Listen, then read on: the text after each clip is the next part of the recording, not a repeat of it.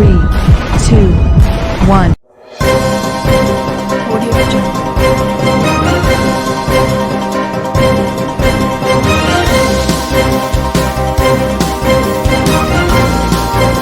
Audio Jungle. Audio Jungle.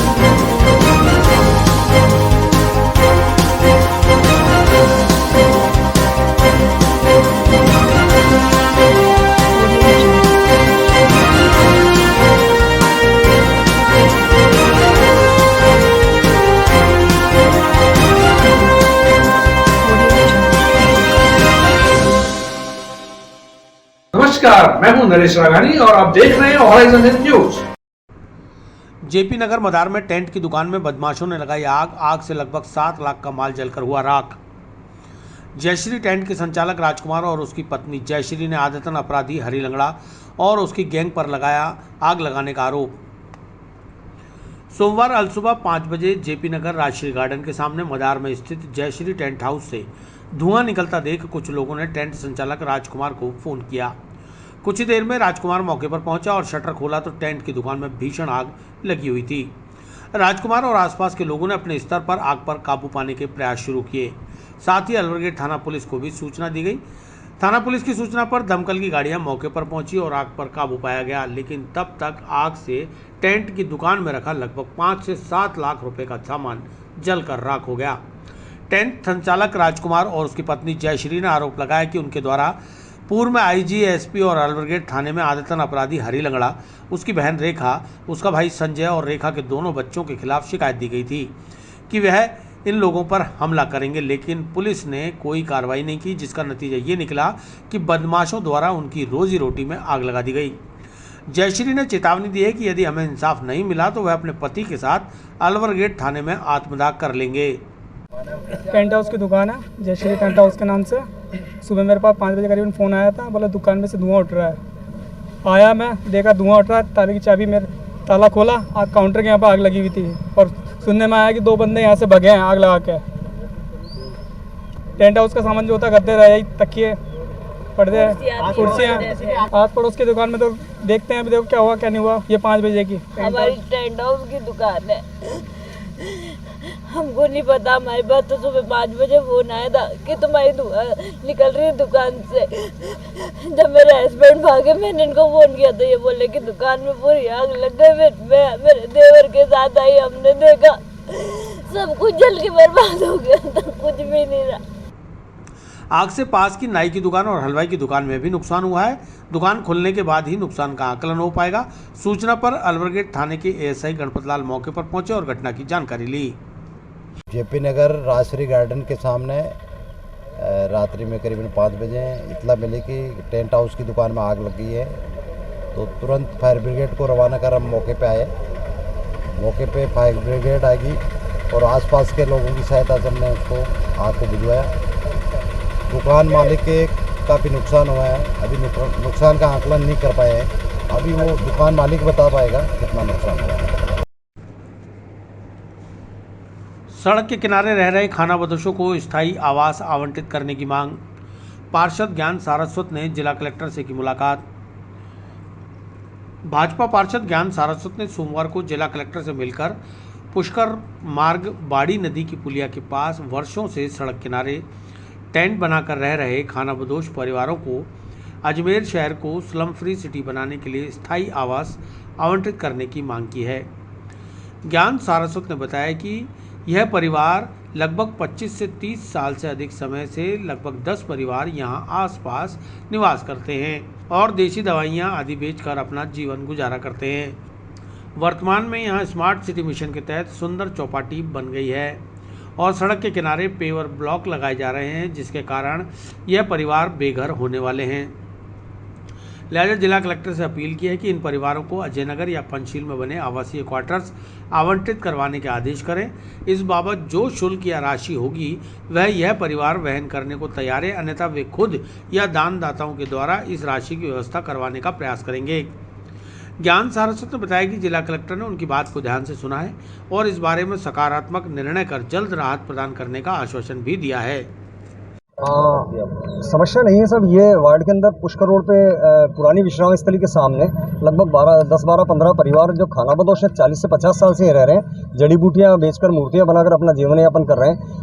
वहाँ एक सुंदर चौपाटी का निर्माण हो गया और पेवर ब्लॉक लगने हैं 1-2 दिन के अंदर ही, तो ये सारे परिवार बेघर हो जाएंगे। अच्छा, अगर इनको आवास आवंटन के लिए मैं माननीय जिलाधीश महोदय से निवेदन लेके आया था कि इनको जो UIT के झलकारी बाई उद्यान के पास या अजय नगर में जो आवास है वो आवास इनको आवंटित किए जाएं, ताकि नहीं तो यहाँ से इनको हटाएंगे ये दूसरी जगह जाके, और जब हम अजमेर को स्लम फ्री एरिया सिटी कह रहे हैं तो ये दूसरी जगह बसेंगे।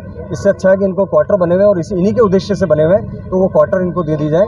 बदले में जो इसके 12,000 का राशि है ये परिवार वहन करने को तैयार है। अगर इसमें से कोई नहीं देता है तो मेरे क्षेत्र के दानदाता देखें और इनका अपना आवास मिल जाए, ऐसी मैंने निवेदन किया है। और साहब ने, जिलाधीश महोदय ने सकारात्मक बात करते हुए और शीघ्र कार्रवाई का आश्वासन दिया है। हाँ, नियमन का बात थी, मोती विहार और जो आसपास का एरिया, वहाँ नियमन की भी रेटें नहीं आई है, क्योंकि चूँकि वो योजना का पार्ट था और लोग नियमन कराना चाह रहे हैं, पैसा देना चाह रहे हैं, लेकिन नियमन हो नहीं रहा है, तो जल्दी उसके बारे में भी रेटों का आश्वासन दिया है। अस्थायी पटाखा लाइसेंस के लिए 21 अक्टूबर तक किया जा सकता है आवेदन। सिर्फ ग्रीन आतिशबाजी की बिक्री की ही होगी अनुमति। QR कोड से होगी ग्रीन पटाखों की पहचान। ADM सिटी राजेंद्र प्रसाद अग्रवाल ने बताया कि त्यौहार के अवसर पर ग्रीन आतिशबाजी चलाने की ही इजाज़त होगी, वह भी अल्प समय के लिए, इसलिए लोग इसका दुरुपयोग ना करें। ग्रीन आतिशबाजी की पहचान के लिए प्रत्येक आतिशबाजी के बॉक्स पर जारी QR कोड को स्कैन कर उसमें कितना विस्फोटक और कितना प्रदूषण है इसकी जानकारी ली जा सकती है। उन्होंने बताया कि पटाखा लाइसेंस के लिए 21 अक्टूबर तक इच्छुक व्यक्ति आवेदन कर सकता है। आवेदन पर 2 रुपये कोर्ट फीस का स्टाम्प लगाना होगा। आवेदन पत्र के साथ 50 रुपये के नॉन जुडिशियल स्टाम्प पर शपथ पत्र नोटरी पब्लिक से प्रमाणित करवाकर देना होगा। उन्होंने बताया कि प्रस्तुत अनुज्ञा पत्र की शर्तों के अलावा जन सुरक्षा की दृष्टि से विस्फोटक सामग्री या विस्फोटक पदार्थ की एक दुकान से दूसरी दुकान के बीच की दूरी कम से कम 15 मीटर होना आवश्यक है। आवेदन पत्र पूर्ण रूप से भरकर उपखंड कार्यालय ADM सिटी कार्यालय में 21 अक्टूबर शुक्रवार तक प्रस्तुत किए जा सकते हैं। वहीं पूर्व में जिन लोगों ने आवेदन कर रखा है उन्हें दोबारा आवेदन प्रस्तुत करने की ज़रूरत नहीं है। उन्होंने बताया कि जो लोग नियमों की अवहेलना कर अति विस्फोटक सामग्री का बेचान करेंगे उनके खिलाफ विस्फोटक अधिनियम 1884 एक्ट के तहत नियम 2008 में कार्रवाई अमल में लाई जाएगी।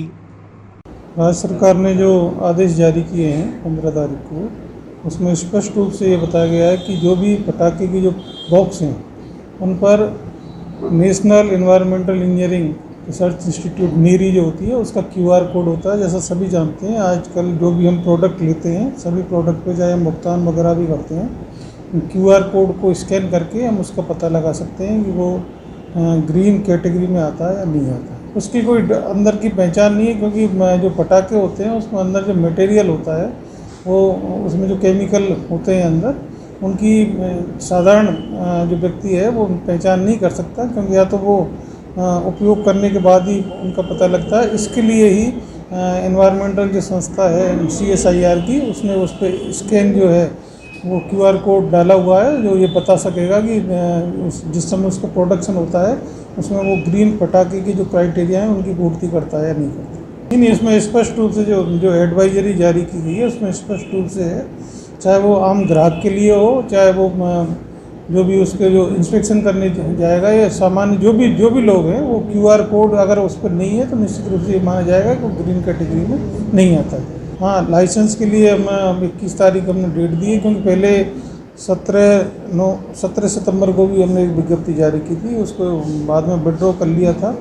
और अब राज्य सरकार की जो एडवाइजरी आई है उसके अनुसार 21 तारीख तक हमने वापस पटाखे लाइसेंस के लिए जो अस्थायी शॉप के लाइसेंस जारी किए जाते हैं उनके लिए आवेदन पत्र आमंत्रित किए जाते हैं, और जो भी इच्छुक हैं ग्रीन पटाखे के बेचने के लिए उनको हम लाइसेंस जारी करेंगे।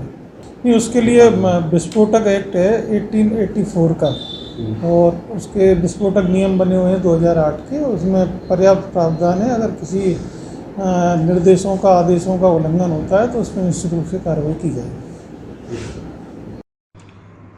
पुष्कर पशु मेला 2021 में गीर प्रतियोगिता भी आयोजित करने की मांग। गौपालकों को संकरनश पुष्कर पशु मेला 2021 में गत 2 वर्षों से प्रतियोगिता नहीं होने से उठाना पड़ा है आर्थिक नुकसान। सोमवार को बड़ी संख्या में जिला कलेक्ट्रेट पहुंचे गौपालकों ने कलेक्टर को मांग पत्र देकर निवेदन किया कि संकर नस्ल पशु मेला 2021 में गिर प्रतियोगिता भी आयोजित करवाई जाए। गौपालकों ने बताया कि गत 2 वर्षों से प्रतियोगिता नहीं होने से हमें काफ़ी आर्थिक नुकसान हो रहा है। सभी पशुपालकों के लाखों की लागत से पशु तैयार हैं। हम सभी गौपालक कोविड के टीके भी लगवा चुके हैं। मेला ग्राउंड पर प्रदर्शनी, चारादानी आदि की मांग हम नहीं कर रहे। प्रतियोगिता के समय कोरोना गाइडलाइन की भी हम पूरी पालना करेंगे। पुरस्कार वितरण के कोई भी कार्यक्रम की हम मांग नहीं करेंगे। अन्य राज्यों में भी पशु मेले हो रहे हैं, तो कृपया इस बार पुष्कर पशु मेले में गिर पशु प्रतियोगिताएं आयोजित करवाने की कृपा करें, क्योंकि राजस्थान में देशी नस्ल की गिर सिर्फ अजमेर में ही पाई जाती है। प्रशासन को हमारा पूरा सहयोग रहेगा। पुष्कर पशु मेला जो कि लगभग पिछले 50-60 सालों से लग रहा है, जहाँ तक मेरी जानकारी में, तब से ये पशु प्रदर्शनियाँ चालू है। तो उस पशु प्रदर्शनियों में उन्नत नस्ल के जो पशु आते हैं, गिर हो, संकर नस्ल हो, जर्सी नस्ल हो, वो सभी आसपास के ज़िले के अन्य राज्यों के लोग वहाँ देख के उनको होते हैं कि बहुत अच्छे पशु हैं। उनकी प्रतियोगिताएं होती है, सबसे ज़्यादा मिल्किंग, सबसे सर्वश्रेष्ठ पशु की, वो इस बार प्रशासन ने कैंसिल कर दी है। तो हमारी कलेक्टर साहब से अभी बात हुई। कलेक्टर साहब ने कहा कि ये जो पशुपालन जो संयुक्त निदेशक हैं, विभाग है, वो इस चीज़ की करवाएंगे। आप उनसे बात करिए, हमारी तरफ से कोई अड़चन नहीं है, आप कोई गैदरिंग नहीं करना। तो हमने उनको ये आश्वासन किया। हमारे जो पशुपालक संघ के पदाधिकारी हैं, सब कुछ है, सबने टीकाकरण करवा रखा है और हम किसी तरह की कोई वहाँ पे भीड़ भाड़ होने नहीं देंगे और कोरोना प्रोटोकॉल का पूरा पालन करेंगे। सर, अगर प्रतियोगिता में स्वीकृति नहीं मिलती है तो फिर आगे हमारे पदाधिकारियों से बात करके फिर हम आगे और निर्णय लेंगे भाई क्या होता है। सर, पुष्कर पशु मेला है, ये करीब 40-45 साल से भर रहा है और अजमेर के आसपास के जितने भी पशुपालक हैं सब इसमें पार्टिसिपेट करते हैं और इस मेले के लिए पूरे साल अपने पशु को तैयार करते हैं। अब पीक टाइम आ गया है, मेला भर रहा है, पाबंदियाँ बहुत कम है। इसमें प्रशासन को ये करना चाहिए कि भाई पशु मेला भी भराया जाए, प्रतियोगिताएं कराई जाए। इससे पशुपालक का उत्साह बढ़ेगा और देखने वालों में इससे जागृति बढ़ेगी। भाई इतनी उन्नत नस्ल के पशु हैं, 40 लीटर 50 लीटर प्रतिदिन का दूध दे रहे हैं। तो उस प्रतियोगिता के लिए हम कलेक्टर साहब से मिले हैं। उन्होंने कहा आपत्ति नहीं जताई है। उन्होंने कहा है पशुपालन विभाग अगर इसमें आपको सहमति दे देता है तो हमें कोई आपत्ति नहीं है। तो ये पशुपालन विभाग से जॉइंट डायरेक्टर साहब से मिलके उनको ज्ञापन देना है, इस प्रतियोगिता को करी जाए। हम पूरा अजमेर जिले पशुपालक संघ है और हमारी जो वर्षों से सालों से जो प्रतियोगिता हो रही है, इसका अब लोग कोरोना के उसके चक्कर में पशुपालन विभाग वाले थोड़ी अड़चन कर रहे हैं। न हमारी भीड़ है, गिर की सारी नस्ल की, दूध की, हमारी वर्षों से प्रतियोगिता वो होनी चाहिए। वहीं जनहित में पुष्कर मेला ग्राउंड लिंक रोड की दुर्दशा को दुरुस्त करवाने की मांग को लेकर संस्कृति प्रचारक व ऊंट श्रृंगारक अशोक टाक ने जिला कलेक्टर को ज्ञापन सौंपा। अशोक टाक ने बताया कि सरकार ने बड़ी मुश्किल से पुष्कर पशु मेले की अनुमति दी है। पुष्कर पशु मेला शुरू होने में चंद दिन बचे हैं, लेकिन पुष्कर मेला ग्राउंड के आसपास सीवरेज का पानी, गंदगी और बदबू से वहां खड़ा होना भी मुश्किल हो रहा है। ऐसे में मेले में जानवर भी आएंगे और पशुपालक भी, उन्हें काफ़ी परेशानियों का सामना करना पड़ेगा। इसके अलावा पर्यटकों के मन में भी पुष्कर की छवि धूमल होगी। लिहाजा पुष्कर मेले से पूर्व यहाँ साफ सफाई की उचित व्यवस्था करवाई जाए। आज मैं कलेक्टर साहब के पास जो पुष्कर मेला 15 दिन के बाद है, उसके बारे में एक बहुत बड़ी समस्या जो सीवरेज की है, वो स्टेडियम से गंदा पानी बहकर और लिंक रोड जो है वहाँ तालाबनुमा इकट्ठा हो गया है और बहुत बुरी बदबू और गंदगी, कपड़ों की भरमार, मरे हुए जानवर इकट्ठे वहाँ रखे हुए हैं और नगर पालिका ने, ना एडीए ने, ना पर्यटन ने इस और ध्यान नहीं दिया है। तो मुझे बहुत बड़ी पीड़ा है दिल में कि पुष्कर मेला इस तरह से एक कलंक रूपी लोगों को मिले नहीं और अच्छी सौगात लेके लोग जाए, यही मेरी इच्छा है। आप कलेक्टर साहब से मिले? बिल्कुल, कलेक्टर साहब से मिलके ज्ञापन दिया। उसी समय वहाँ पर एडीए के कमिश्नर बैठे थे, उन्होंने मेरी सारी समस्या व पेपर जो था मेरा वो उनको दिख दिया और कहा कि ये आपका समस्या का निदान करेंगे। दलितों, पिछड़ों व महिलाओं पर बढ़ रहे अन्याय अत्याचार के खिलाफ बहुजन समाज पार्टी ने सौंपा ज्ञापन। राजस्थान में कमजोर वर्गों के उत्पीड़न व अत्याचार को रोकने में नाकाम रही कांग्रेस सरकार। राजस्थान में जब से कांग्रेस की सरकार बनी है, कमजोर वर्ग के लोगों, महिलाओं पर जुल्म और उत्पीड़न की घटनाओं में बेतहाशा वृद्धि हुई है। खासकर पिछले कुछ महीनों में दलित समाज के लोगों पर तो जुल्म ज्यादती की इंतहा हो गई। राजस्थान में ऐसी कई घटनाएं हुई हैं जिससे दलित समाज में डर की भावना घर कर गई, क्योंकि हनुमानगढ़, नागौर, भरतपुर, अलवर और जालोर सहित कई जिलों में दलित युवाओं की भीड़ द्वारा पीट पीट कर हत्या कर दी गई। पुलिस प्रशासन सरकार के इशारे पर लीपापोती करने में लगी रहती है। इसलिए महामहिम राज्यपाल से अनुरोध है कि राजस्थान सरकार को निर्देशित करे कि कमजोर वर्गों को सुरक्षा के लिए सरकार मजबूत और ठोस कदम उठाए, जिससे कमजोर वर्ग के लोगों पर जुल्म ज्यादती रुक सके। साथ ही भीड़ द्वारा पीट पीट कर की गई हत्याओं में सरकार मॉब लिंचिंग जैसे कानून का प्रयोग कर फास्ट ट्रैक कोर्ट में मुकदमा चलाकर दोषियों को जल्द से जल्द सजा दे। राजस्थान में पिछले जब से कांग्रेस सरकार बनी है तब से दलित समाज पे, पिछड़े समाज पे, मुस्लिम समाज के ऊपर काफ़ी ज़्यादातर ये जो जातीय हिंसा है ये अपने चरम पे है। आप अभी हाल ही में देखिए पीलीभंगा, हनुमानगढ़ के अंदर, झालावाड़ में, पूरे प्रदेश के प्रत्येक ज़िले के अंदर रोज़ाना जातीय हिंसा के तहत दलितों पे अत्याचार दिन प्रतिदिन बढ़ रहे हैं, जिसके अंदर राजस्थान सरकार की कानून व्यवस्था नाकाफ़ी है। और इसमें जो प्रशासन है, पुलिस प्रशासन है, वो जिस तरह से दलितों पे अत्याचार रोकना चाहिए वो रोक नहीं रही है। राजस्थान सरकार दलितों के ऊपर जो अत्याचार हो रहा है उसमें उदासीनता बरत रही है। इसमें हमारे प्रदेश स्तर से बहुजन समाज पार्टी के प्रत्येक जिले स्तर पर ज्ञापन दिया गया है और सरकार से मांग की है कि हमारे दलित समाज के ऊपर जो अत्याचार हो रहे हैं उनको तुरंत प्रभाव से रोका जाए और एट्रोसिटी एक्ट का प्रॉपर इम्प्लीमेंट करके दलित समाज को सुरक्षा मुहैया कराई जाए। इसके लिए हमारा बहुजन समाज बहुत आक्रोशित है और हम तीव्र गति से जो है आंदोलन करेंगे। इसके लिए हमारा पूरा बहुजन समाज और बहुजन समाज पार्टी तत्पर है आंदोलन करने के लिए। लंबे समय से नारकीय जीवन जी रहे वार्ड 54 के क्षेत्रवासियों के सब्र का टूटा बांध।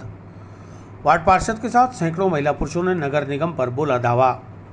वार्ड नंबर 54 शक्तिनगर में सीवरेज का कार्य अधूरा छोड़ दिया गया, जिससे पूरे क्षेत्र में गंदा पानी भरा हुआ है। लोगों का आवागमन अवरुद्ध हो चुका है। लंबे समय से नारकीय जीवन जी रहे क्षेत्रवासियों के सब्र का बांध आज टूटा और वे सभी लोग एकत्रित होकर नगर निगम जा पहुंचे। भारी संख्या में महिला पुरुषों की भीड़ को देखकर नगर निगम के एक्सीएन ओम प्रकाश ढेंडवाल उनकी समस्या सुनने के लिए खुद नगर निगम के बाहर आए और क्षेत्रवासियों से बातचीत की। क्षेत्रवासियों का कहना था कि क्षेत्र में लंबे समय से पानी निकासी के लिए कोई स्थायी व्यवस्था नहीं है। नालियां नहीं होने से क्षेत्र का पानी सड़कों पर इकट्ठा हो रहा है, इसलिए लोगों का आवागमन भी अवरुद्ध हो चुका है। पूर्व में क्षेत्र का पानी आसपास के खेतों में चला जाया करता था, लेकिन खेतों में जब से पानी जाना बंद हुआ है अब पानी गलियों में ही भरा रहता है, लिहाजा लोगों को घातक बीमारियों से जूझना पड़ रहा है। इसलिए इस समस्या का स्थायी समाधान कर लोगों को राहत दिलाई जाए। वार्ड नंबर 54 के हमारे पार्षद सुनील धानका जी है। हमारे वहाँ पे नालियों की इतनी ज़्यादा समस्या हो गई है, घर के बाहर पानी भरा है, हम पानी में से निकल के घर से निकलना मुश्किल है, डॉक्टर तक नहीं जा सकते। बच्चों को, बड़ों को, बूढ़ों को, सबको बीमारियाँ हो रही है। कोई भी मतलब ऐसा नहीं है कि ना हमें कोई काम भी पड़े, गाड़ी तो बहुत दूर की बात है सर, पैदल भी नहीं चल सकते हम लोग, वहाँ पे इतनी प्रॉब्लम हो रही। हम इसीलिए आज यहाँ पर आए हैं। हम इतना पानी भर के कपड़े ऊंचे करके बाहर, अब हमारे घर में इतने कीड़े निकल रहे हैं कि पूछिए मत, हद से ज्यादा। इतने बड़े बड़े को बच्चों को काट जाए, हमें तो बहुत परेशानी हो रही है। हम यही दरखास्त लेके आए कि हमारी समस्या को दूर किया जाए और हमारे यहाँ पे नालियों का निकास किया जाए। हमें यहाँ पे अध्यक्ष जी ने हमें आश्वासन दिया है कि उन्होंने अभी वो हमारी कच्ची नालियों की व्यवस्था करेंगे, फिर 3 महीने का उन्होंने हमें आश्वासन दिया है कि वो हमारी पक्की नालियां करेंगे। अगर हमारी इसके बाद भी हमारी सुनवाई नहीं की जाती है तो फिर हम फिर से आएंगे और फिर हम धरना देंगे यहाँ पे आके। सर इसी समस्या को तो लेके हम लोग आए यहाँ पे कि डेंगू हो रहा है, मलेरिया हो रहा है, घर घर में 3-3, 4-4 बच्चे बीमार हो रहे हैं, उनको डॉक्टर के ले जाने की प्रॉब्लम आ रही है, गाड़ी भी नहीं कर सकती सर उस गंदे नाले में से, पानी में से निकल के। घरों के बाहर इतना हो रहा है, लोगों के रोजगार बंद हो गए, दुकानें खोलना बंद हो गई, क्योंकि कोई आ ही नहीं सकता तो फिर कैसे व्यवस्था होगी। इसलिए आज हम यहाँ पर आए हैं सब लोग। सर जैसा कि वार्ड नंबर 54 शक्तिनगर के अंदर नालियों की समस्या अभी नहीं, पूर्व से कई सालों से वहाँ पे नालियों की समस्या है। वर्तमान स्थिति ऐसी है कि जहाँ पे जो नालियों का पानी खेतों में जाता था, अब वो खेत वाले ने भी वर्तमान में पानी लेना बंद कर दिया है। तो स्थिति ऐसी बन गई है कि जो खेत में पानी जाता था वो गलियों में बहने लग गया है। देखा जाए तो सारी गलियाँ अब एक तरह से नाला बन चुकी है, पैरों के घुटनों के तक पानी नालियों में भर चुका है, जबकि अभी कोई बरसात नहीं है।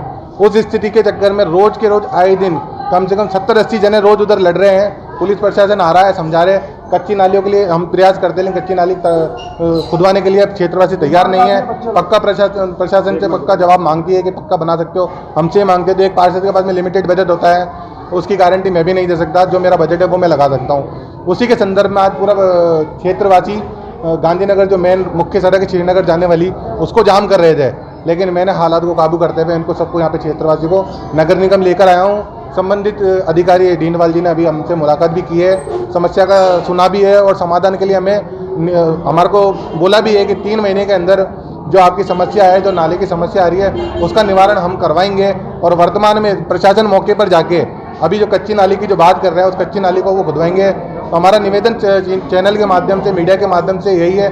पुनः मीडिया ने हमारा साथ दिया है, हर बार मौके पे पहुंच के प्रशासन को चेताने की कोशिश की है, लेकिन प्रशासन है जो चेतने का काम नहीं करता है। तो आज क्षेत्रवासियों को मौके पर आना पड़ा और प्रशासन से खुद मांग करनी पड़ी कि हमारे क्षेत्र में आके कम से कम एक बार देखो, क्योंकि ये सिर्फ पेन चलाते हैं, मौके पर आके नहीं देखते हैं। इसलिए आज क्षेत्रवासियों को मौके पर आना पड़ा और प्रशासन जाने को मजबूर हो गया है। अब वार्ड में खुद जाएगा प्रशासन, मौका देखेगा और कच्ची नाली खुदवाएगा। नगर निगम के मुख्य अभियंता ओम प्रकाश ढेंडवाल ने बताया कि शक्तिनगर आमका तालाब वार्ड के 54 के अंतर्गत एग्रीकल्चर लैंड होने की वजह से वहां का नियमन एडीए के क्षेत्राधिकार में आता है। बावजूद इसके नगर निगम प्रशासन प्रशासनिक अधिकारियों से वार्ता कर अगले 3 महीनों में इस समस्या का स्थायी समाधान निकालने का प्रयास करेगा। बजट के अभाव में भी परेशानी आ रही है, जिसके भी निदान के प्रयास शीघ्र अतिशीघ्र किए जाएंगे। फिलहाल जेसीबी मशीन की सहायता से अस्थायी नाली बनाकर गंदे पानी के निकासी की व्यवस्था करवाई जाएगी। ये वार्ड नंबर 54 के निवासी हैं शक्ति नगर में। इनकी जो समस्या है कि क्योंकि एग्रीकल्चर लैंड है और एग्रीकल्चर लैंड कॉलोनी जो बसी हुई है अव्यवस्थित बसी हुई है, तो उसमें एग्रीकल्चर लैंड में नियमन एडीए करता है। और चूँकि इनकी समस्या, मैं ये नहीं कह रहा कि वाजिब नहीं, समस्या वाजिब है। वहाँ पानी भरता है और रोडें भी सकड़ी हैं, क्योंकि नगर निगम के पास इतना बजट तो नहीं है, लेकिन जो नालियां हैं, कुछ नालियां जहां इनकी बननी है, जहां पानी भरता है, हमने पूर्व में भी इसके एस्टीमेट बनाए थे, करीब 50 लाख के एस्टीमेट थे, और हमने वो फाइल अकाउंट्स में भेजी थी। हमारे पास बजट की उपलब्धता नहीं थी। अब चूँकि ये समस्या काफ़ी विकट हो चुकी है और ये लोग आए हैं ज्ञापन देने, तो हम प्रशासन से बात करेंगे, हमारे डिप्टी कमिश्नर से बात करेंगे, महापौर महोदय से बात करेंगे कि इनकी समस्या का समाधान किया जाएगा। और अभी जो वर्तमान में जो समस्या वर्तमान जो है कि पानी में भरा हुआ है, उसमें कच्ची नाली का बकेट लगा के जैसे भी उसको इसका डिस्पोजल कर दिया जाएगा। और भविष्य में क्योंकि एक सरकारी प्रोसीजर है, इसको अडोप्ट करना पड़ता है और इसमें स्वीकृति लेनी पड़ती है, हमें टेंडर फ्लोट करने पड़ते हैं, तो उसमें जो भी समय लगेगा 2-3 महीने का, वो समय लेके हमका समस्या का समाधान किया जाएगा। संविदा आयुर्वेद चिकित्सक एसोसिएशन राजस्थान के बैनर तले आयुर्वेद निदेशक के नाम सौंपा ज्ञापन। 10 वर्षों से संविदा पर कार्यरत आयुर्वेद चिकित्सकों ने नियमित करने की मांग। सोमवार को आयुर्वेद निदेशालय के बाहर संविदा आयुर्वेद चिकित्सक एसोसिएशन से संबंधित संविदा आयुर्वेद चिकित्सकों ने नारेबाजी करते हुए प्रदर्शन किया। इसके बाद आयुर्वेद विभाग के निदेशक को ज्ञापन सौंपा गया। डॉक्टर प्रेम नारायण शर्मा ने बताया कि आयुर्वेद विभाग द्वारा हाल ही में 597 आयुर्वेद चिकित्सकों की भर्ती की गई है, जिसमें 228 पद बैकलॉग के होने के कारण सामान्य और पिछड़ा वर्ग के लगभग 700 संविदा आयुर्वेद चिकित्सक नियमित होने से वंचित रह गए। राज्य सरकार के जन घोषणा पत्र की पालना में सभी संविदा कर्मियों को नियमित किया जाना अपेक्षित है। वर्तमान में आयुर्वेद विभाग में विभिन्न कैडर के करीब 745 चिकित्सकों के पद रिक्त चल रहे हैं, इसलिए सरकार पदोन्नति में दी गई अनुभव की शिथिलता के बावजूद डीपीसी में विलंब कर रही है, जो कि उचित नहीं है। चिकित्सकों ने मांग की है कि इस विषय में तत्काल राहत प्रदान कर पिछले 10 वर्षों से कार्यरत संविदा चिकित्सकों को नियमित किया जाए। ये हम लोग संविदा आयुर्वेद चिकित्सक है जो एनआरएचएम में पिछले 8 से 10 वर्षों से काम कर रहे हैं, और हमने यहाँ पे हमारे लिए कई बार नियमित होने की पुकार की, लेकिन सरकार ने चाहते हुए भी अधिकारियों ने उनकी लापरवाही से आज तक जो डीपीसी करनी थी वो डीपीसी नहीं कर पा रहे हैं। मुख्यमंत्री महोदय की अनुशंसा पर सीएस साहब ने डीपीसी की शिथिलता देते हुए जो कार्य आज के 3 माह पूर्ण कर दिया था, वो अभी तक वो इन लोगों ने, अफसरों ने अपनी मनमर्जी के चलते हुए क्रियान्विति पूरी नहीं की है, जिससे जो रिक्त पद है वो नहीं भर पा रहे हैं। अभी वर्तमान में भर्ती प्रक्रिया जो चल रही है उसमें 745 पद और रिक्त है। तो हमारी प्रमुख रूप से मांग यही है कि इसी भर्ती प्रक्रिया में 745 जो रिक्त पद है उन पदों को भरा जाए। इसके लिए हम लोगों ने दिल्ली में श्री माननीय मुख्यमंत्री महोदय से लेकर के अजय जी माकन, केसी वेणुगोपालन जी, सबसे हमारी पीड़ा है वो बताई और उनसे निवेदन किया था कि आपके सरकार के जन घोषणा पत्र में सभी को नियमित करने की बात कही थी, उसके अनुसार आप अपनी नीति पर रहें। तो उन्होंने इसके लिए यहाँ पे जो भी अधिकारी महोदय थे उन सबको निर्देश दे दिए थे। सैद्धांतिक उन्होंने हमारे को कहा था कि आपके कार्य पे हम शीघ्र ही इस पर अमल कर रहे हैं। हम लोगों ने अगस्त में भी यहाँ पे इनको चेतावनी स्वरूप धरना प्रदर्शन किया था, तो इन्होंने कहा था हम शीघ्र ही इसको कर रहे हैं, लेकिन 2 माह पश्चात भी कार्य जो इनका था वहीं के वहीं पे अभी तक भी स्थिर पड़ा है। तो इसी के स्वरूप हमने आज चेतावनी स्वरूप धरना प्रदर्शन किया है। अगर इस समय भी ये लोग हमारे को इस कार्य को पूर्ण नहीं करते तो आगामी 7 दिन या 10 दिन पश्चात हम लोग इस आंदोलन को उग्र रूप में लाएंगे और पूरे राजस्थान में फैलाएंगे। और 1050 हम लोग अभी आयुर्वेद चिकित्सक के कॉन्ट्रैक्ट पे काम कर रहे हैं। पुष्कर के प्रधान वराघाट पर बीती रात दिवंगत भजन गायक विनोद अग्रवाल की याद हुई फिर ताजा। सुप्रसिद्ध भजन गायिका निकुंज कामरा, आरुषि गंभीर और लुधियाना के प्रिंस छाबड़ा ने मधुर भजनों से भक्तों को किया सराबोर। रविवार शाम पुष्कर सरोवर के प्रधान वराघाट पर आयोजित भजन संध्या के दौरान पूर्व में पुष्कर के अंदर अपने भजनों की प्रस्तुति देकर लोगों के दिलों में अमिट छाप छोड़ चुके स्वर्गीय विनोद अग्रवाल जी की याद फिर से ताजा हो गई। लुधियाना से आए प्रिंस छाबड़ा ने ठीक स्वर्गीय विनोद अग्रवाल की शैली में एक से बढ़कर एक भजनों की प्रस्तुति देकर लोगों को झूमने पर मजबूर कर दिया। वहीं दिल्ली की सुप्रसिद्ध भजन गायिका निकुंज कामरा ने चिर परिचित भजन मेरे बांके बिहारी लाल और मुररिया वाले सहित एक से बढ़कर एक भजनों की प्रस्तुति देकर उपस्थित श्रोतागणों को पैर थिरकाने के लिए मजबूर कर दिया।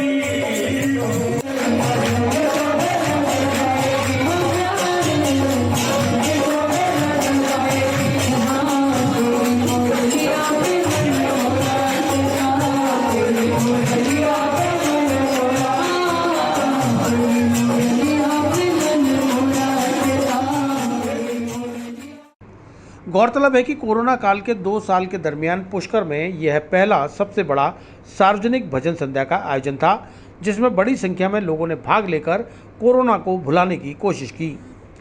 भजन संध्या के प्रारंभ में संयोजक पंडित शशिकांत शर्मा ने अतिथि भजन गायकों का माल्यार्पण कर स्वागत अभिनंदन किया।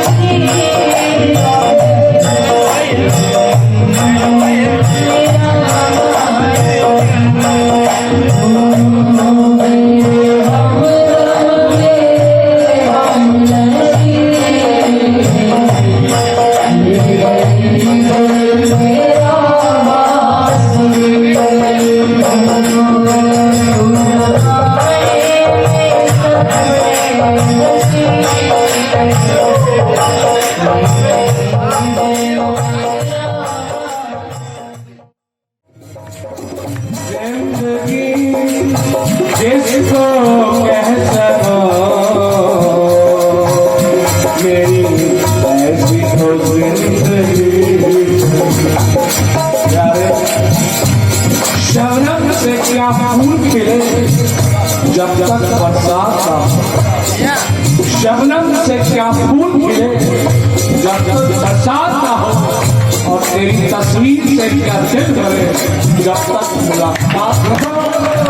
तेरी तस्वीर से प्यारे क्या दिल भरे जब तक मुलाकात ना हो।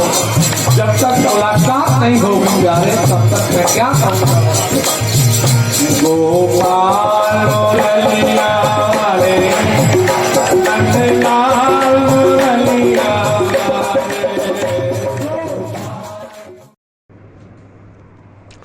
स्वायत्त शासन विभाग के शासन सचिव भवानी सिंह देथा के निर्देशों के बाद अधिकारी दिखे मुस्तैद। ब्रेक के बाद प्रशासन शहरों के संग शिविर फिर से शुरू। आज वार्ड 19 से 22 तक का लगा शिविर। शुक्रवार को अजमेर आए स्वायत्त शासन विभाग के शासन सचिव भवानी सिंह देथा द्वारा जिला प्रशासनिक व नगर निगम अधिकारियों को प्रशासन शहरों के संग और प्रशासन गांवों के संग शिविर में आम जन को ज़्यादा से ज़्यादा राहत प्रदान करने के दिए गए निर्देशों के बाद आखिर सोमवार से ब्रेक के बाद फिर से शुरू हुए प्रशासन शहरों के संग अभियान के अंतर्गत नगर निगम में अधिकारी मुस्तैद नजर आए। नगर निगम के एक्सीएन ओम प्रकाश ढेंडवाल ने बताया कि आज वार्ड नंबर 19, 20, 21 और 22 के लिए प्रशासन शहरों के संग शिविर लगाया गया है, जिसमें आने वाले लोगों को उनके काम कर राहत प्रदान की जा रही है। शिविर में नगर निगम के अंतर्गत आने वाले 16 तरीके के विभिन्न कार्यों को अंजाम दिया जा रहा है, जिसमें state grant, lease deed, sewerage के कार्य, विवाह पंजीयन, गृह कर आदि कार्यों को किया जा रहा है। इसके अलावा पट्टों के लिए जरूरी दस्तावेजों की जांच कर उनकी भी स्क्रूटनी की जा रही है ताकि पट्टे दिए जा सकें। यहाँ पर संबंधित विभागों के अधिकारी भी मौजूद रहे। आज जो कैंप है वो वार्ड नंबर 19, 20, 21, 22 का है, 4 वार्डों का है और इसमें ये 15-16 तरह के काम किए जा रहे हैं। कच्ची बस्ती, state grant, 69A, lease deed, sewerage के कार्य, विवाह पंजीयन, गृह कर, इस टाइप के जो काम हैं ये शिविर में किए जा रहे हैं। और इसमें मेडिकल की टीम भी है, महिला बाल विकास विभाग भी है, दूसरे विभाग भी आए हुए हैं। और हमारे पास कुछ पत्रावलियाँ भी आई हैं, कच्ची बस्ती की भी आई, स्टेट ग्रांट की, 69 की भी आई हैं। ILR फील्ड में गए हैं, जयहिंद फील्ड में हैं और पत्रावलियाँ तैयार की जा रही हैं। वहीं पार्षद अशोक मुदगल और लवलेश बंसल ने बताया कि मुख्यमंत्री अशोक गहलोत के निर्देश पर स्वायत्त शासन विभाग द्वारा लगाए जा रहे प्रशासन शहरों के संग और प्रशासन गांवों के संग शिविर सिर्फ औपचारिक साबित हो रहे हैं। यहां लोगों के कोई काम नहीं हो रहे। जब शिविर में अधिकारी ही मौजूद नहीं रहेंगे तो काम कैसे हो पाएंगे।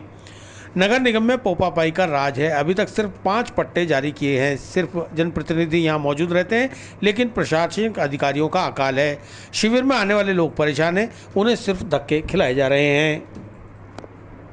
जो ये शिविर 2 अक्टूबर से यहाँ से प्रारंभ हुआ नगर निगम में, सिर्फ एक मात्र औपचारिकता हुआ। जो राज्य सरकार अशोक गहलोत ने जो वाहवाही जनता को गुमराह करके वाहवाही लूटने का काम करा है यहाँ पे, और यहाँ पे एक भी फाइल अभी तक 5 पट्टे जो दिए हैं वो उन पे भी साइन नहीं हुए हैं। यहाँ पे सिर्फ यहाँ पे दिखावा कराया गया है, खाली बस जनता को सिर्फ यहाँ पे अगर कोई है तो मुख्य कैंप में आए। धक्का मुक्की के अलावा और कोई काम नहीं है। जनता आती है यहाँ पे, कोई काम के लिए आती है, अधिकारी को फाइल देती है, अधिकारी कहते हैं यहाँ नगर मित्र के पास जाओ, नगर मित्र वाले कहते हैं अधिकारियों को दिखाओ। सिर्फ यहाँ पे यही काम होता है सुबह से शाम तक। कम से कम आधी कुर्सियाँ खाली पड़ी रहती है। यहाँ पे कोई अधिकारी नहीं मिलता समय पर, कोई फाइल देखने वाला नहीं मिलता है, कोई सलाह देने वाला नहीं मिलता है। आज पब्लिक आएगी तो अधिकारी के पास आएगी, फाइल दिखाएगी, उनका काम है उनको समस्या से अवगत कराना, वो बताएंगे इस फाइल में क्या कमी है क्या कमी नहीं है।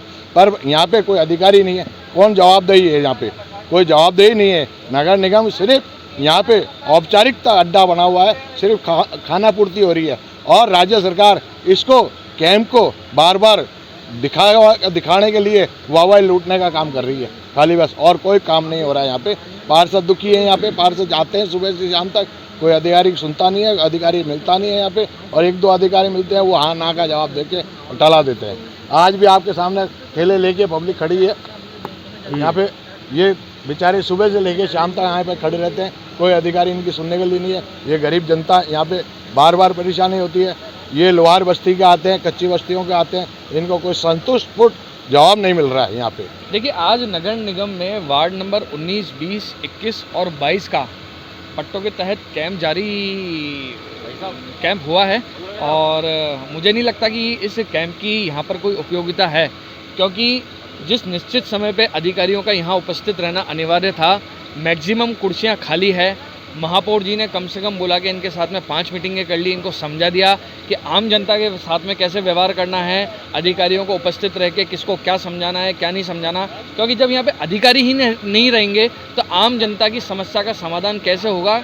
इस वक्त अजमेर नगर निगम धांधली का सबसे बड़ा अड्डा बना हुआ है, क्योंकि यहाँ पर भारतीय जनता पार्टी का बोर्ड है, इसलिए कांग्रेस सरकार पूरी तरह से भेदभाव की राजनीति कर रही है, क्योंकि यहाँ पर आधे से ज़्यादा अधिकारी नहीं है। आयुक्त साहब अब आएंगे, एक हमारी जो डिप्टी कमिश्नर है उनका ट्रांसफ़र हो गया, टाउन प्लानर नहीं है। तो जब यही अधिकारी नहीं है तो एम्पावर्ड कमेटी जो सबसे बड़ा मुद्दा है, जिसके लिए सरकार बार बार प्रेशर डाल रही है कि एम्पावर्ड कमेटी के माध्यम से आप जन समस्याओं का समाधान करें, तो ये quorum जब तक पूरा नहीं होगा तब तक समस्या का समाधान कैसे होगा, ये हमें समझ में नहीं आता। और मुझे लगता है कि इस तरह से बेवजह जनता का समय खराब करने से कुछ नहीं होगा। हाँ जी, मैं अम्बेडकर कॉलोनी कच्ची बस्ती से आया हूँ। मैं 3-4 दफ़ा आ गया, मेरी घरवाली भी आ गई, मैं भी आ गया, लेकिन आते कहते आज नहीं, कल आना, कल नहीं, परसों आना। ऐसे मैं आज 15 दिन से चक्कर काट रहा हूँ, बट कोई अभी कोई जवाब फाइन। कभी कहता वहाँ ITO में जाओ, ITO में जाते हैं तो वहाँ के निगम में जाओ। मैं दोनों तरफ यही चक्कर काट रहा हूँ। मैं 15 दिन से कहने का मतलब कोई भी काम नहीं हो रहा, उन्होंने कोई भी सुना ही नहीं। और मजदूरी खोटी करके आता हूँ और ये वापस जाता हूँ। ऐसे कोई मतलब तो अपन हमारी ये हाथ जोड़ कर विनती है।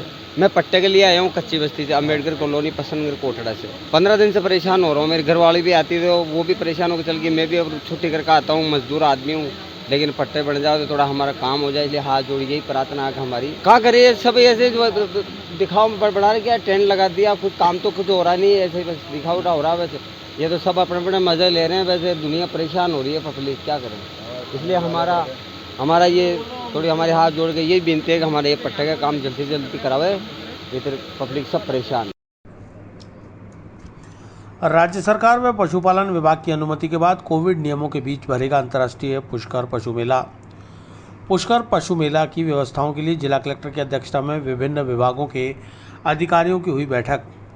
नवंबर माह में विश्व प्रसिद्ध पुष्कर पशु मेला 2021 के आयोजन की राज्य सरकार और पशुपालन विभाग ने अनुमति दे दी। इसके बाद मेला मैदान पर मेले के सफल आयोजन को लेकर प्रशासन की चाक चौबंद हो गया और तैयारियां शुरू कर दी गईं। सोमवार को जिला कलेक्ट्रेट के सभागार में जिला कलेक्टर की अध्यक्षता में विभिन्न विभागों के प्रशासनिक अधिकारियों की बैठक लेकर 5 नवंबर से प्रारंभ होने जा रहे अंतर्राष्ट्रीय पुष्कर पशु मेले में पशुपालकों को दी जाने वाली तमाम सुविधाओं और सहूलियतों को अमली जामा पहनाने पर चर्चा की गई। अंतर्राष्ट्रीय पुष्कर पशु मेले में सिर्फ जानवरों की खरीद फरोख्ती होगी। अतिरिक्त जिला कलेक्टर राजेंद्र प्रसाद अग्रवाल ने बताया कि अंतर्राष्ट्रीय पुष्कर पशु मेले में सिर्फ जानवरों की खरीद फरोख्ती होगी। इसके अलावा कोई मनोरंजक सांस्कृतिक कार्यक्रमों का आयोजन नहीं होगा, साथ ही धार्मिक मेले का आयोजन भी नहीं किया जाएगा।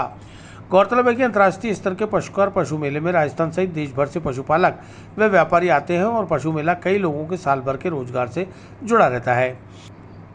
ऐसे में सरकार के उचित दिशा निर्देशों की पालना करते हुए मेले को लगाया जाएगा ताकि पिछले 3 साल से बंद पड़ी पशुपालकों की आजीविका पटरी पर लौट सके। पुष्कर पशु मेला राज्य सरकार व पशुपालन विभाग के 10 प्रमुख मेलों में शुमार है। 5 नवंबर से 21 नवंबर तक आयोजित होने वाले पुष्कर पशु मेले में बड़ी संख्या में कृषकों व पशुपालकों के आने की उम्मीद है। पुष्कर में कार्तिक एकम से और कार्तिक पूर्णिमा तक का जो परंपरागत रूप से मेला लगता है, इस पर कोविड के कारण उसको केवल पशु हाट मेले तक सीमित कर दिया गया है। उसके संबंध में आज विभिन्न विभागों के साथ जिला कलेक्टर साहब की अध्यक्षता में मीटिंग का आयोजन किया गया है। इसमें जो सभी विभाग हैं, अजमेर प्राधिकरण है, पशुपालन विभाग है, PWD है, जलदाय विभाग है, बिजली विभाग है, पर्यटन विभाग है, सारे विभागों ने आज इस मीटिंग में हिस्सा लिया है और मुख्य रूप से कोविड संक्रमण के संबंध में राज्य सरकार के जो दिशा निर्देश जारी किए गए हैं उनकी अनुसरण में और उनकी पालना में और पशुपालन विभाग ने जो पशु हाट मेले के आयोजन की परमिशन दी है उसके संबंध में किस प्रकार उसकी पालना करानी है, किस प्रकार उसका आयोजन किया जाना है, उसके संबंध में बैठक में चर्चा की गई और उसमें मुख्य रूप से ये बातें सामने आई हैं कि कोविड की जो दिशा निर्देश हैं उनको ध्यान में रखते हुए केवल पशुओं के क्रय विक्रय और उससे संबंधित जो एक्टिविटी है उस तक ही इस मेले को सीमित रखा जाएगा। आदर्शनगर थाना अंतर्गत गरबा देखने गई नाबालिग को भगा ले जाने वाला आरोपी चढ़ा पुलिस के हत्थे। आम का बेड़ा माखूपुरा निवासी अशोक रावत पॉस्को सहित विभिन्न धाराओं में गिरफ्तार। आदर्शनगर थाने में अपनी नाबालिग बेटी को बहला फुसलाकर भगा ले जाने के मामले में एक पिता द्वारा दर्ज कराए गए मुकदमे नंबर 317/21 में आदर्शनगर थाना पुलिस ने कार्रवाई करते हुए आरोपी आम का बाड़ा का कुआ माखूपुरा निवासी मुलजिम अशोक रावत पुत्र नारायण सिंह रावत उम्र 21 साल को गिरफ्तार कर लिया। आरोपी के विरुद्ध आईपीसी की धारा 342, 363, 376 क्लॉज 3 और 3/4 क्लॉज 2 सहित पॉक्सो एक्ट में मामला दर्ज किया गया था। पकड़े गए आरोपी से पूछताछ जारी है। थाने के एएसआई होरी सिंह ने बताया कि प्रार्थी ने रिपोर्ट में बताया था कि उसकी नाबालिग पुत्री 12 अक्टूबर की रात 9:30 बजे गरबा देखने गई थी। वापसी में आम का बेड़ा निवासी अशोक रावत नामक युवक उसको बहला फुसलाकर भगा ले गया। इस मामले में आरोपी को गिरफ्तार कर नाबालिग लड़की को भी दस्तयाब कर लिया गया है। अग्रिम अनुसंधान जारी है। थाना आ जाएगा प्रकरण संख्या 317/21, धारा 342, 363, 376 क्लोज 3 व 3/4 क्लोज 2 पॉक्सो एक्ट में मुलजिम है अशोक रावत सन ऑफ नारायण सिंह रावत, जाति रावत, उम्र 21 साल, आम का बाड़ा का कुआ माखूपुरा को प्रकरण आजा में गिरफ्तार किया गया, जिससे श्रीमान ऐसे अनुसंधान किया जा रहा है। पीड़िता ने रिपोर्ट कराई उसकी नाबालिग बच्ची को बेला फुसलाकर उक्त आरोपी ले गया। पॉक्सो एक्ट के अंदर मामला दर्ज किया। ये माखूपुरा का ही रहने वाला है। सेंट मैरीज कॉन्वेंट स्कूल की ऑनलाइन पढ़ाई के दौरान छात्रा को धर्मांतरण के प्रति प्रेरित करने से उपजा विवाद। विश्व हिंदू परिषद अजमेर विभाग द्वारा जिला कलेक्टर व एसपी को ज्ञापन देकर स्कूल प्रबंधन पर कार्रवाई की मांग। सोमवार को विश्व हिंदू परिषद के सामाजिक समरसता प्रमुख संजय तिवारी के नेतृत्व में अभिभावकों और वीएचपी पदाधिकारियों ने जिला कलेक्टर और पुलिस अधीक्षक को ज्ञापन देकर सेंट मैरीज कॉन्वेंट स्कूल की अध्यापिका पूनम चौहान द्वारा नाबालिग छात्राओं को धर्मांतरण के प्रति प्रेरित कर धार्मिक भावनाएं आहत करने के मामले में कार्रवाई की मांग की है। वीएचपी के सामाजिक समरसता प्रमुख संजय तिवारी ने बताया कि सेंट मैरीज कॉन्वेंट स्कूल में पढ़ने वाली कक्षा 9 की बालिका सिमरन मंगानी की आज ऑनलाइन क्लास चल रही थी। तभी हिंदी विषय की अध्यापिका पूनम चौहान ने क्लास लेते वक्त भगवान के धूप अगरबत्ती करने, शिव परिवार पर जल दूध अभिषेक करने को ढकोसला बताते हुए जीसस के आगे मोमबत्ती जलाने के लिए प्रेरित किया। साथ ही पीके फिल्म के कलाकार आमिर खान को आदर्श बताते हुए उससे सीख लेकर धार्मिक व्यवहार करने की अपील की, जिसे लेकर छात्रा के पिता प्रदीप मंगानी ने अध्यापिका पूनम चौहान को ऐसा करने से रोका तो उसने कहा कि वह ठीक पढ़ा रही है।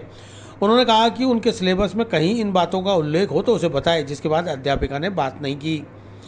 इसके बाद प्रदीप मंगानी ने विश्व हिंदू परिषद के पदाधिकारियों के साथ जिला कलेक्टर और एसपी से मिलकर इस मामले में कार्रवाई की मांग की है कि किस तरह से मिशनरीज क्रिश्चियन स्कूल वहां पढ़ने वाले हिंदू धर्म के छात्र छात्राओं की मानसिकता को दूषित कर ईसाई धर्म के प्रति प्रेरित करने में लगे हुए हैं।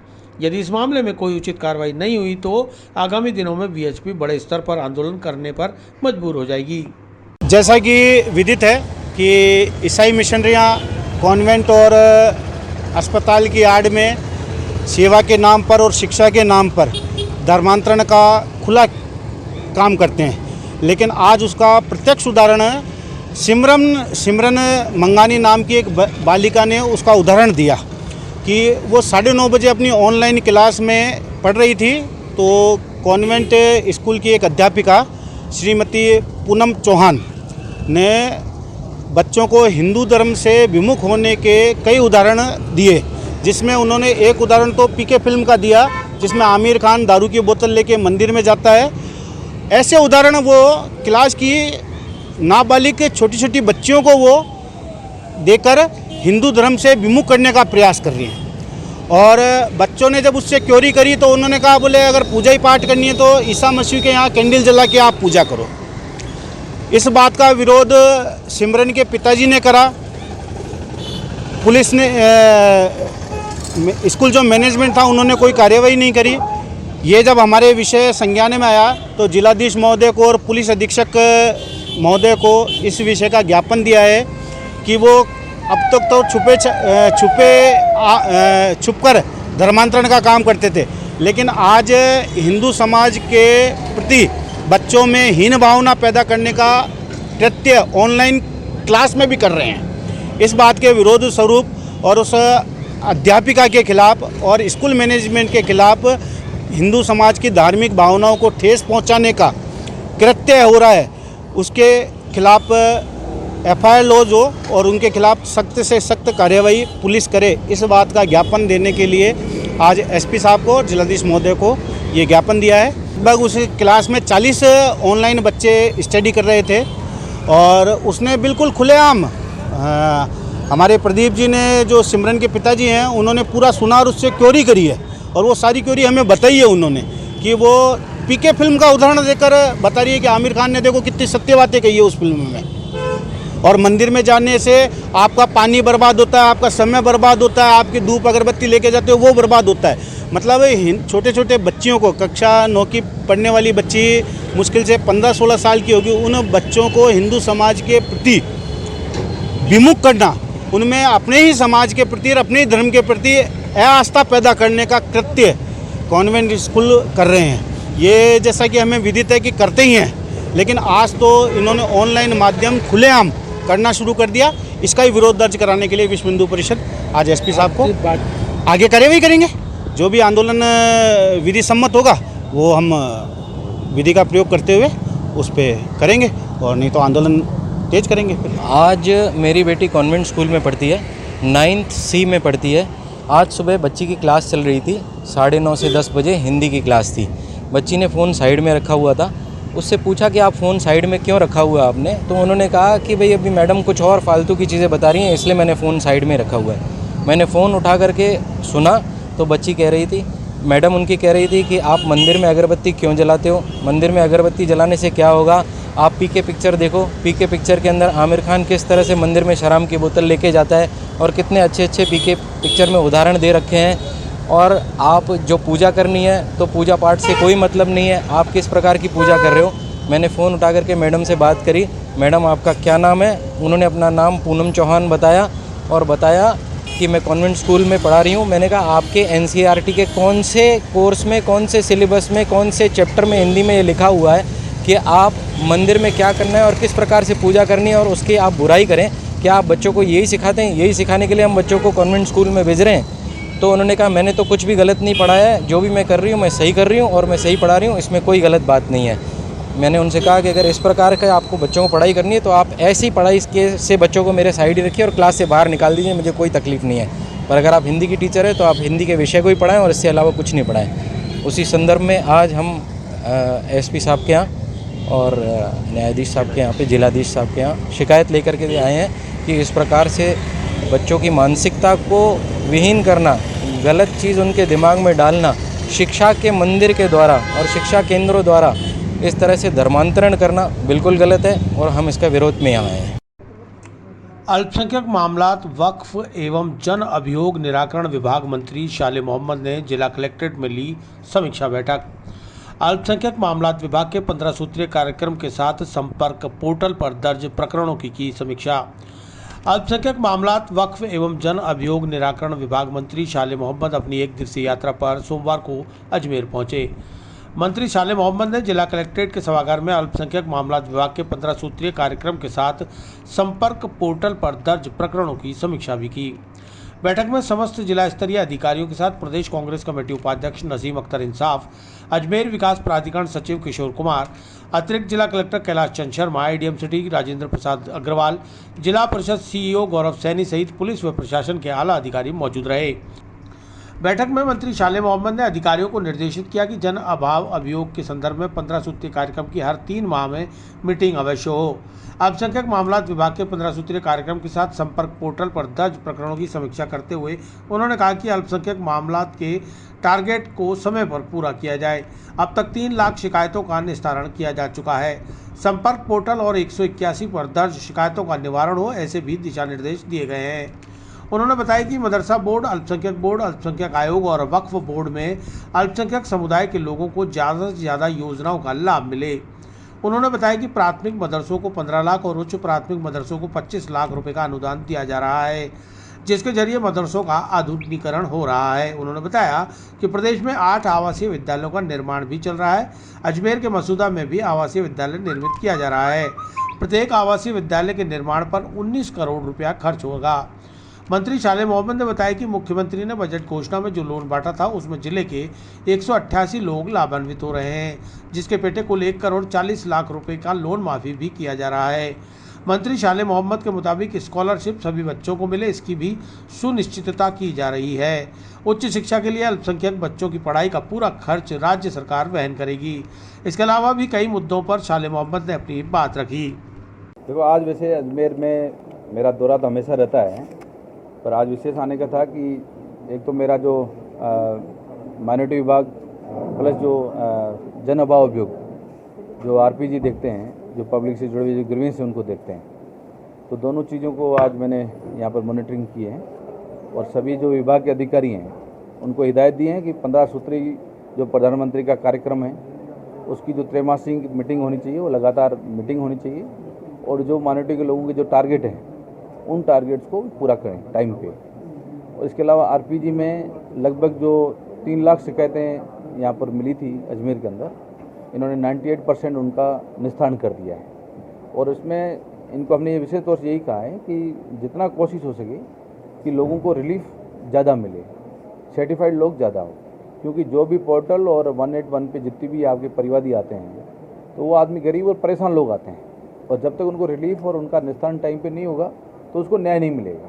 इसलिए सभी विभाग के अधिकारियों को हमने कहा है कि मुख्यमंत्री जी की मंशा है और हमेशा वो पब्लिक से जुड़े हुए ग्रीवेंस को खुद सुनते हैं और वो खुद मॉनिटर भी करते हैं।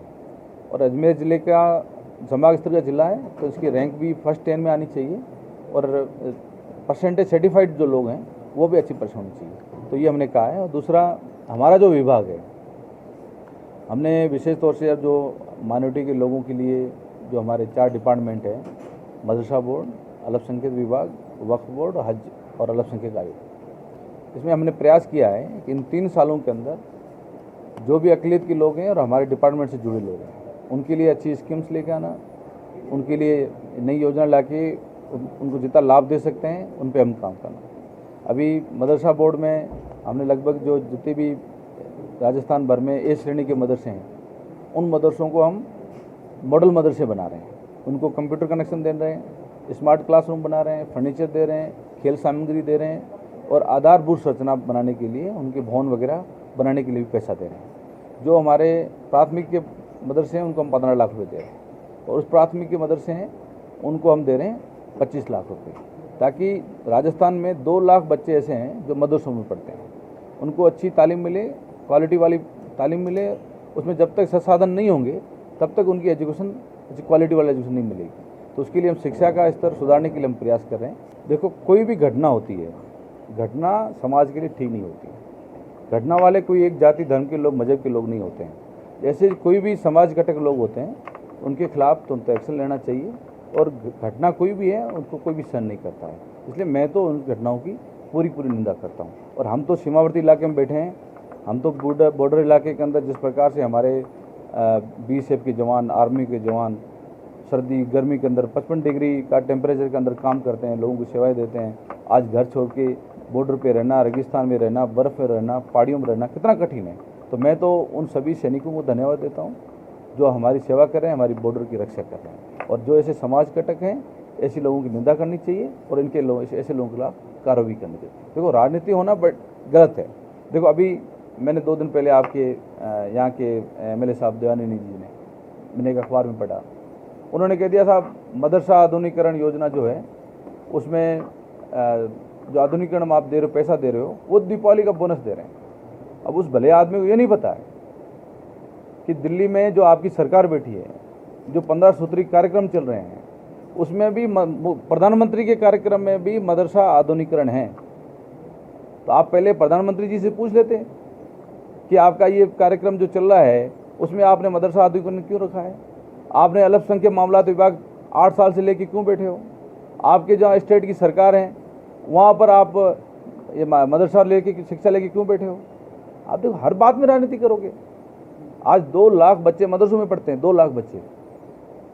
एक तरफ कहते हैं राइट टू एजुकेशन और आप कहते हो सबका साथ सबका विकास, और एक तरफ बात करते हो साहब मदरसों में बोनस दे दिया। उनको जानकारी लेनी चाहिए, ये 3 साल से हमारी स्कीम चल रही है। हमने 2019 में 3 करोड़ रुपए दिए थे इनके लिए, 2020-21 में हमने 5 करोड़ दिए थे और 21-22 में हम 17 करोड़ रुपए दे रहे हैं। तो हम चाहते हैं कि ऐसे मदरसों में जहाँ 2 लाख बच्चे राजस्थान के शिक्षा ग्रहण कर रहे हैं, वहाँ उनको राजनीति नहीं करनी चाहिए या धर्म और मजहब के नाम से बात नहीं करनी चाहिए। वो यहाँ के शिक्षा मंत्री रहें, उनको बात करने से पहले सोचना चाहिए कि मैं क्या बोल रहा हूँ। अब हर बात में आप राजनीति करोगे तो आपने अल्पसंख्यक मोर्चा क्यों बनाया आपके बीजेपी के अंदर? आपने RSS साल में अल्पसंख्यक लोगों को क्यों जगह दे रहे हो? आप वहाँ क्यों उनकी मीटिंगें कर रहे हो? दिखावा कुछ और करते हो, दिल के अंदर कुछ और है। तो ऐसे लोग राजनीति जो करते हैं ना, ऐसे लोगों को कभी उनको जनता आईना दिखाती है आने वाले टाइम पर। देखो कमेटी बनी हुई है, कमेटी ने अपनी रिपोर्ट वो हमने हमारी तरफ से जो विभाग की तरफ से उनको डाटा देना चाहिए था वो डाटा हमने उपलब्ध करा दिया है। पर सबसे बड़ी बात ये मुख्यमंत्री जी ने इस बजट के अंदर ही घोषणा की है कि जो भी सुविधा कर्मी हैं उनका एक सेवा नियम अलग बनाए जाएंगे, रूल्स अलग बनाया जाएगा, उनका कैडर अलग बनाया जाएगा। तो सबसे पहला मेरा विभाग है जिन्होंने हमने अपनी रिपोर्ट जितनी भी थी वो रिपोर्ट कार्मिक विभाग को दे दी है। तो जब इनका सेवा नियम और कैडर अलग बन जाएगा तो जितने भी सरकार से बेनिफिट उनको मिलना चाहिए वो मिलना शुरू हो जाएगा। अब उनकी दूसरी जितनी भी डिमांड थी वो डिमांड हमने पूरी कर दी। अब आप ये धरना दे बैठ जाओगे साहब नियमित करना ही करना है। देखो जब मुख्यमंत्री जी की बजट घोषणा हो गई, आपके लिए सीएम नियम सेवा नियम बन रहे हैं, कैडर अलग से बन रहा है, इससे ज़्यादा आप क्या चाहते हो? देखो लोकतंत्र में धरना देना, सब विरोध करना, प्रदर्शन करना आपका अधिकार है, पर मेहरबानी करके आप जिस स्कूलों में बच्चों को पढ़ाते हो, पैरा टीचर हो, शिक्षाकर्मी हो, राजीव गांधी पाठशाला की पैरा टीचर हो, आप उसमें राजनीति न करें। सरकार की मंशा साफ है इसलिए कि उन्होंने सब कुछ आधा काम आपका कर दिया है और हमारा प्रयास है कि जो जो हमारी जन घोषणाएँ हैं उन जन घोषणाओं को हमने पूरा किया है।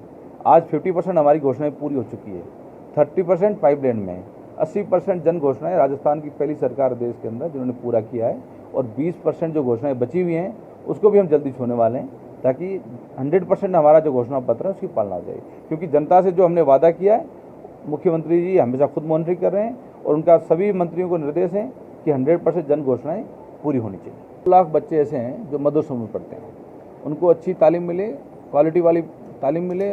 उसमें जब तक संसाधन नहीं होंगे तब तक उनकी एजुकेशन अच्छी क्वालिटी वाली एजुकेशन नहीं मिलेगी। तो उसके लिए हम शिक्षा का स्तर सुधारने के लिए हम प्रयास कर रहे हैं।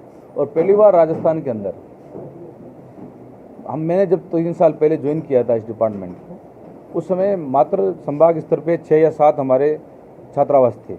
अभी हमारे सरकार के 50 राजकीय छात्रावास लगभग हम शुरू करने जा रहे हैं और 50 ऐसे छात्रावास जहाँ पर NGO के लोग चला रहे हैं। तो लगभग हमारे 100 हॉस्टल्स जो हैं वो भी पूरे राजस्थान के अंदर चल रहे हैं। और पहली बार राजस्थान में हम 8 आवासीय विद्यालय दे रहे हैं। आपके अजमेर में मसूदा में हमारा काम चल रहा है आवासीय विद्यालय का, जो नवोदय विद्यालय की तर्ज पर वो विद्यालय होंगे और उसमें तमाम सुविधाएं रहने पीने खाने की तमाम सुविधाएं वहाँ पर होगी।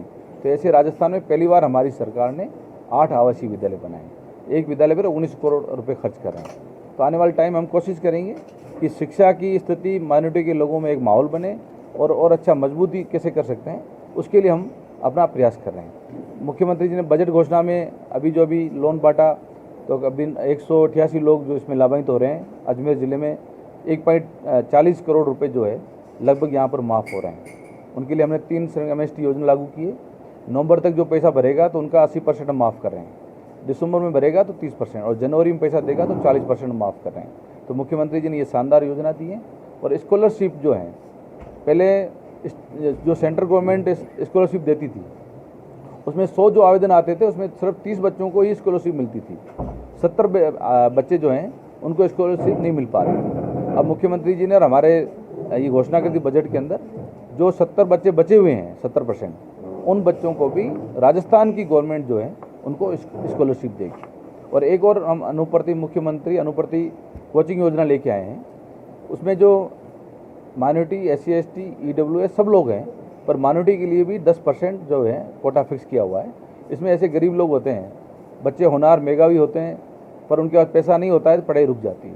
तो हम सरकार चाहती है कि इंजीनियर या RPS RS IAS बनना चाहता है, डॉक्टर बनना चाहता है, तो उस इंस्टीट्यूट का जितना भी खर्चा है वो पूरा सरकार देगी, और उसके साथ साथ में उनके रहने खाने के लिए भी सरकार की तरफ से 40,000 रुपये अलग से मिलेंगे। तो ये अच्छी योजना है, और मैं समझता हूँ मुख्यमंत्री जी ने इस योजना से जो गरीब बच्चे हैं वो बच्चे आगे आएंगे और उनको कहीं न कहीं सरकार की तरफ से सहायता मिलेगी। विस्तार से पढ़ने के लिए लॉग इन करें horizonn.com, सच के साथ।